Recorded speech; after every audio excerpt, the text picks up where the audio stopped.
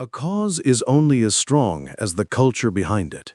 That's the unspoken truth behind every ribbon, every press photo, every carefully scripted message from the world of charity. And now, one of the organizations once proudly associated with the Duchess of Sussex finds itself under fire, not from political critics or tabloid gossip, but from its own walls.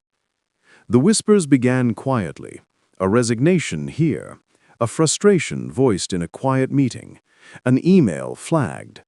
But soon, those whispers began to swell. Allegations of racism, claims of sexism, stories of a culture not built on compassion, but on control. What happens when the institutions built to help the voiceless are accused of silencing their own? Before we continue, let me speak directly to you. Thousands of you come here again and again, drawn not by scandal, but by truth told with care. And yet, many of you still haven't subscribed. If you believe in stories grounded in clarity, context, and restraint, subscribe to Crownverse now. It helps this work continue and keeps the conversation growing. Years ago, Meghan Markle, then not yet a duchess, stepped into a small Rwandan village. She stood beside children whose lives were shaped by water, poverty, and the long shadows of history. That visit, part of her role with a global humanitarian organization, was widely photographed, widely praised. It was clean, emotional, compelling. But beneath that image was the name of an institution, a name now struggling under its own burden of contradiction. The accusations now emerging point inward, not toward a specific royal, not toward a single act, but toward a culture, a pattern. Staff members, past and present, describe a workplace where certain voices were amplified and others ignored, where diversity was a banner but not a practice, where policies were in place but the people behind them felt powerless. No allegation is simple, and in this case, what complicates matters is the historical weight of royal proximity. Meghan's name isn't attached to these allegations. She hasn't worked with the UK branch in years. Yet her past involvement, her advocacy, her brand, these things still cast a long shadow. Because in the royal world, affiliation is currency. A single appearance can become an endorsement. A single visit can signal alignment. And so, when the walls begin to shake within an organization once championed by a member of the royal family, the consequences extend far beyond HR departments or internal reviews. At the heart of these allegations are human stories, staff members who say they raised concerns and were dismissed, professionals who joined a humanitarian cause expecting justice only to find hierarchy, voices that were told to speak up only to be told to step aside. Some describe a culture where names were mispronounced, others where behavior went unchecked, still others where internal complaints disappeared into silence. For a charity, these are not small problems. They strike at the soul of the mission. When a humanitarian organization fails to embody its own values, it does more than disappoint. It betrays the people it claims to uplift. And for those watching from the outside, especially those already skeptical of public figures attaching themselves to causes, the damage is hard to undo. In this moment, Meghan Markle is not under investigation. She is not the subject of any claim, but she is, undeniably, part of the story's context. Her work with the organization was well documented. Her name, her face, her message were part of the brand. And now that brand is in crisis.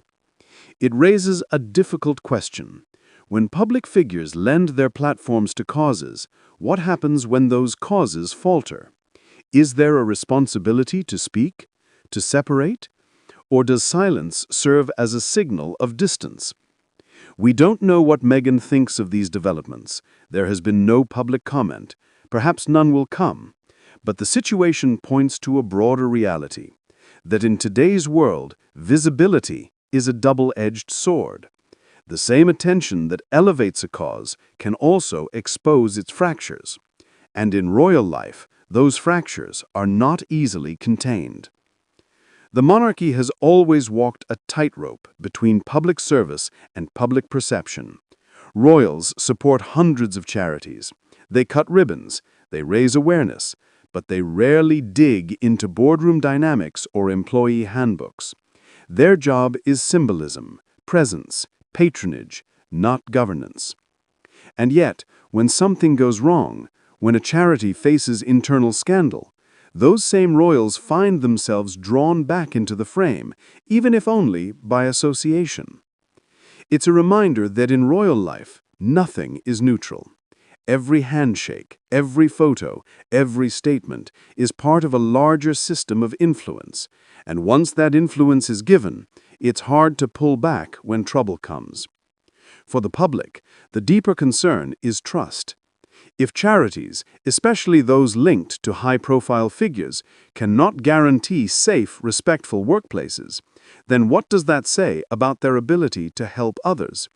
If the inner workings are broken, can the outward mission still be trusted? Some argue that this is a management issue, not a royal one. That's fair. Charities, like any institution, must be held accountable by their own leaders and regulators. But in this case, the royal connection magnifies the story. It raises expectations and scrutiny.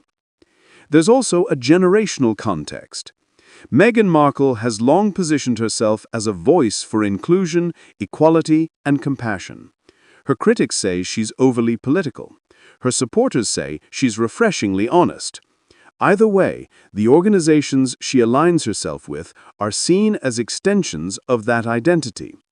So when one of those organizations is accused of undermining the very values she champions, the tension becomes unavoidable.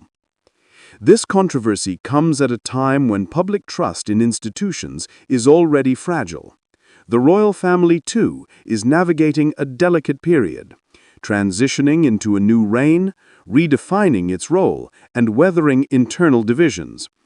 In that landscape, even peripheral scandals can carry weight. This is not a story with a single villain. There's no smoking gun, no explosive headline. Instead, it's a story of systemic breakdown, of good intentions compromised by poor execution, of values professed but not practiced. And that may be the most damaging revelation of all. Because when the public loses faith in causes, cynicism grows. And in the royal world, cynicism is contagious. One flawed charity becomes proof for some that all such affiliations are hollow, that photo ops mean nothing, that advocacy is branding. It's a loss far greater than a single name or reputation. Still, this moment offers an opportunity for the charity to reflect, to investigate, to rebuild, for supporters, past and present, to speak clearly about what they expect, and for public figures, including royals, to reconsider how affiliation works in an era of heightened accountability. Perhaps the lesson here is that symbolism alone is not enough, that real support must be matched by scrutiny, that those who lend their platforms to causes must also be ready to ask hard questions of the people behind them, not just for optics, but for integrity. As this story unfolds, the headlines may fade, other controversies will emerge, but the core question will remain. What does it mean to truly stand for justice when even the institutions of justice can falter? The royal family is not on trial here, nor is Meghan. But their choices, their alliances, their endorsements, these things matter. Because for many, they signal what the crown values, what it protects, and what it's willing to walk away from. In a world where image is power, alignment is a kind of responsibility. And silence, sometimes, speaks the loudest. If you've followed this far, if you care not just about the noise, but about the quiet stories that reveal the heart of the monarchy, subscribe to Crownverse. Because in every name, in every photo, in every association, there's more that meets the eye, and the stories behind the stories are where history lives.